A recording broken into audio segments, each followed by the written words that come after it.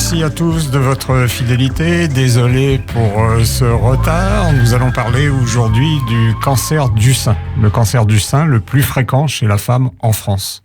Sa survenue constitue un véritable tsunami pour la victime, mais également pour son mari ou son compagnon et leurs proches. Le docteur Rémi Salmon, membre de l'Académie de chirurgie, ancien chef du département de chirurgie de l'Institut Curie, s'adresse au couple dans un ouvrage original et précieux, au titre explicite « Le cancer, ça se vit à deux » aux presses du Châtelet. Il y aborde toutes les étapes de la maladie, de l'annonce du diagnostic au traitement, à la guérison, en devançant ou en répondant de façon extrêmement pratique à toutes les questions qui se posent au long de ce parcours aux deux combattants. Il est mon invité cet après-midi. Docteur Salmon, bonjour. Bonjour. Alors, vous êtes chirurgien oncologue. Votre livre est bien sûr avant tout destiné aux femmes qui subissent cette épreuve, mais également aux maris ou aux aidants qui l'accompagnent dans cette guerre. Vous utilisez à plusieurs reprises ce terme. Le rôle du mari est essentiel ? Absolument. Absolument, parce que l'expérience m'a montré que on avait beaucoup moins peur quand on était informé, quand on savait ce qui allait se passer, et que le mari était souvent exclu de tout un certain nombre d'événements qui se déroulent dans le cadre de la prise en charge d'un cancer du sein.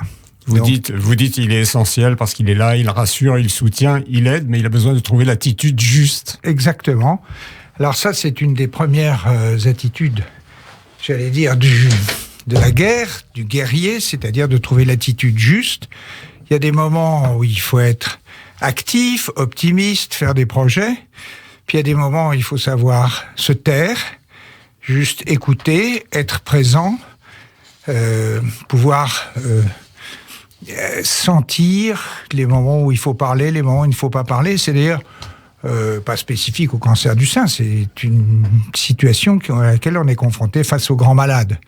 Et on a souvent envie de faire quelque chose, et il est parfois plus utile pour le mari d'être là, de régler les problèmes. On peut aussi dire que les enfants peuvent être aidants en disant pendant que maman est malade, vous allez ranger votre chambre.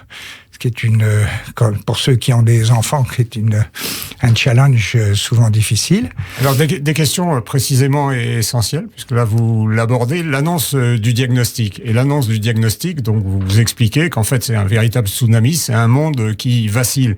Et les premières questions, c'est effectivement qu'est-ce que je fais, comment j'en parle aux enfants. Vous avez un chapitre qui est consacré Absolument. à ce sujet. Je pense que c'est très important d'abord parce que les enfants, c'est la chair de notre chair, donc ils sentent évidemment qu'il y a quelque chose qui va pas bien, sans qu'on ait besoin de parler, et moins on parle, plus ils s'inquiètent. Alors, faut pas faire des réunions formelles. Les enfants, il faut qu'on vous parle, s'asseoir dans le salon, dans une espèce de cérémonie un peu angoissante. Vous dites que la vie familiale doit se poursuivre le plus normalement possible. Voilà, et donc de pouvoir rassurer en disant, voilà, la femme ou le mari dit, voilà, votre mère est malade, je suis malade, je vais avoir besoin d'un traitement, et pendant le temps de ce traitement, qui va commencer à telle date, eh bien, je vais peut-être être un peu fatigué, j'aurais besoin que vous soyez à mes côtés, que vous puissiez m'aider, que vous ne soyez pas une charge supplémentaire. Les relations avec les autres, là, pas avec les enfants, vous dites c'est parfois difficile de répondre plus tard à la question comment ça va. La question comment ça va, c'est les autres, c'est dans toutes les maladies un poids. C'est-à-dire que souvent, ceux qui vous posent des questions arrivent et vous déposent leur compassion sur les genoux et en disant « Ah là là, c'est une histoire terrible. Et d'ailleurs, tu sais, moi, Madame Machin a eu la même chose que toi. 6 mois plus tard, elle était morte. » Vous dites il faut maintenir les gestes barrières avec les autres. Voilà, exactement. Il faut maintenir des gestes barrières parce que sinon, on est obligé de répondre à tout un tas de questions à des gens qui s'intéressent d'ailleurs plus ou moins, et puis qui finalement n'ont pas trop envie d'entendre des mauvaises nouvelles parce que ça leur complique la vie, ils savent plus quoi dire, et donc en fait de se resserrer sur le cercle familial est souvent la meilleure façon de Vous procéder. dites parler le moins possible à ceux qui ne sont pas concernés directement. Voilà. Voilà. Alors on va parler, docteur Salmon, de la maladie proprement dite. Vous dites la survenue d'un cancer, c'est une révolution intérieure et en même temps, c'est un voyage en pays étranger. Absolument, parce que d'abord, il y a toujours un côté injuste d'avoir un cancer. Les femmes qui ont eu 2 enfants, qui ont allaité, qui sont pas en surpoids, qui sont pas diabétiques, qui ont pas d'histoire familiale, tout d'un coup, ça leur tombe dessus et ça a toujours une sorte de côté injuste. Et puis après, on change de monde, c'est-à-dire que tout d'un coup, vous savez, la définition du patient, c'est au sens propre et au sens figuré. D'abord, on va être dans des salles d'attente. On va attendre un rendez-vous, attendre le résultat d'un examen complémentaire, attendre le résultat de la biologie, de la radiologie, et puis tout d'un coup, on se retrouve, en fait, l'image est très forte, on se retrouve nu, pour une femme, en train de montrer ses seins à un monsieur ou une dame, habillé d'une blouse blanche, et souvent dans une institution. Donc on n'est pas à armes égales, déjà au départ. Alors on essaye, pour la majorité d'entre nous, d'essayer de trouver des mots et de voir, c'est ce qu'on appelle en psychologie l'analyse transactionnelle, d'essayer de trouver avec le patient en face de soi les mots qui font sens. Ils ont souvent été sur Internet, donc ils comprennent plus rien du tout d'ailleurs. Et puis, on sait aussi que dans ces annonces, les patients enregistrent peu de choses dans une consultation. On enregistre 1 information, 2 informations, et après, les bouleversements émotionnels sont tels qu'il faudrait qu'on puisse se revoir et se revoir et se revoir encore. Oui. Alors, le mari, il est utile parce qu'il entend souvent d'autres choses. Et puis maintenant, il y a ce qu'on appelle les dispositifs d'annonce où les femmes peuvent reformuler avec une infirmière spécialisée ce qu'elles ont compris et au besoin qu'on les revoie pour leur réexpliquer. Alors, je voudrais qu'on dise un mot, évidemment, sur les traitements. Alors, vous expliquez, les traitements sont locaux, régionaux ou généraux. Oui. Et vous dites, en fait, les femmes se plient de bonne grâce aux traitements proposés, conscientes de l'importance du combat à mener, de son urgence, de sa nécessité. C'est-à-dire qu'elles n'ont pas tellement le choix, malheureusement, pour elles. Sauf maintenant, on parle beaucoup des associations de patientes pour lesquelles on peut essayer d'appeler des gens qui vont vous donner des conseils, éventuellement vous suggérer des deuxièmes avis. Mais il y a un traitement et vous êtes face à quand la patiente a un cancer du sein, elle est face à un spécialiste. Les discussions de chaque cas sont faites dans ce qu'on appelle des réunions de concertation pluridisciplinaires. Ça, c'était un des grands mérites des plans cancer qui se sont succédés au cours des années écoulées, où tout nouveau cas de cancer doit être discuté par, au minimum, un chirurgien, un radiothérapeute, un oncologue médical, et si possible, un radiologue et un anatomopathologiste. Et puis, éventuellement, les médecins généralistes ou gynécologues en charge de la patiente.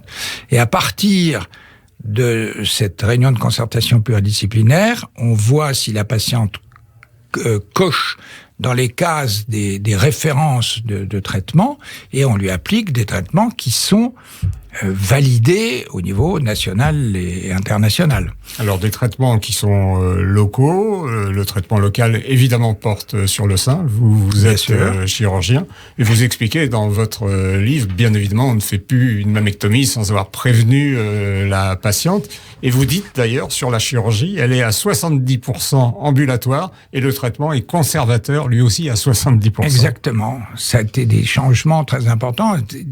L'époque où on opérait les patientes, on analysait en cours d'intervention la nature de la tumeur. L'extemporanée, c'est ça? L'extemporanée, exactement. Et qu'on prenait la décision pendant l'anesthésie est entièrement révolue. C'est impossible aujourd'hui de dire à une femme, bon, je vous opère et vous verrez à la sortie si le sein est encore là. Donc, si une situation comme celle-là se produit, on réveille la patiente, on la réopère le lendemain. C'est impossible en France aujourd'hui d'être dans des situations comme ça. Ce qui n'est pas partout dans le monde. Mais parce que les Vous racontez d'ailleurs dans votre livre, vous dites aux États-Unis, ils font volontiers une mastectomie, parfois bilatérale, qui est proposée avec reconstruction immédiate. Alors ça a été ce qu'on appelle l'effet Angelina Jolie. Angelina Jolie est porteuse d'une mutation prédisposante, BRCA1, parce qu'elle a une histoire familiale très évocatrice avec des patientes sur 3 générations de moins de 45 ans qui ont fait des cancers du sein ou des cancers de l'ovaire, des cancers du sein chez les hommes de la famille. Et donc, elle a fait un test génétique, une recherche de mutation BRCA1. Elle était porteuse d'une mutation et elle a décidé de se faire retirer les 2 seins et de se faire reconstruire dans le même temps. La famille Goutal, par exemple, en France, la famille des parfums, est également porteuse d'une mutation BRCA1, BRCA2. Il y a d'ailleurs un très joli film qui a été publié et présenté et disponible sur YouTube sur ce sujet de l'équipe des généticiens de Curie. Sur la reconstruction, vous dites elle est possible dans la majorité des cas, mais on est surpris, vous dites 3/4 des femmes ne la font pas. C'est exact, parce que il y a même un mouvement aux États-Unis qui s'appelle maintenant going flat, c'est-à-dire rester plate. Parce que si vous faites retirer le sein, vous ne faites pas de reconstruction, il n'y a pas de radiothérapie dans la majorité des cas, et vous n'êtes pas embêté à parfois plusieurs temps opératoires où vous devez retourner au bloc opératoire, obtenir un volume du sein retiré, symétriser le sein contralatéral. Donc ça peut comporter 3 interventions successives.